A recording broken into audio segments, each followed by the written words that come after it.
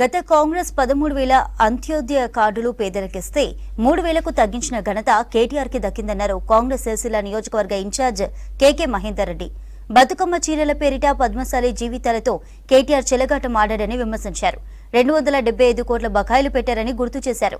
కానీ సీఎం రేవంత్ రెడ్డి స్పందించి ప్రజలు ముఖ్యమని 100 కోట్ల రూపాయల బకాయిలు చెల్లించారన్నారు కేకే. సిరిసిల్ల ప్రాంత అభివృద్ధికి సీఎం రేవంత్ రెడ్డి దీర్ఘకాలిక ప్రణాళికతో సిద్ధంగా ఉన్నారన్నారు. రాజన్న సిరిసిల్ల జిల్లా కేంద్రంలో వాడవాడలో కాంగ్రెస్ జెండాలు ఆవిష్కరించారు మహేందర్ రెడ్డి.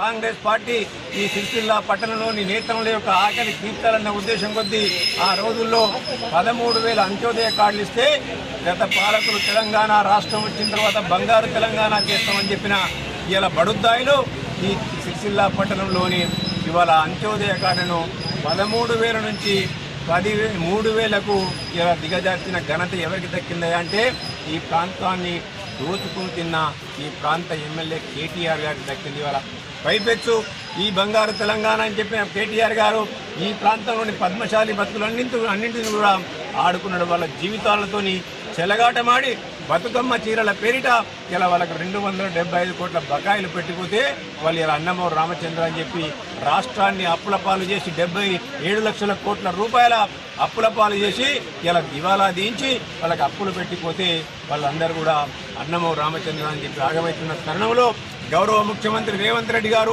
ప్రభుత్వాలు ఏవైనా కావచ్చు ఇలా ప్రజలే మాకు ముఖ్యమన్న ఉద్దేశం కొద్దీ వారు పెట్టిపోయిన బకాయిలలో 275 కోట్ల బకాయిలలో 100 కోట్ల రూపాయలు ఇలా వాళ్ళకి బకాయిలకు ఇచ్చిన ఘనత కూడా గౌరవ ముఖ్యమంత్రి రేవంత్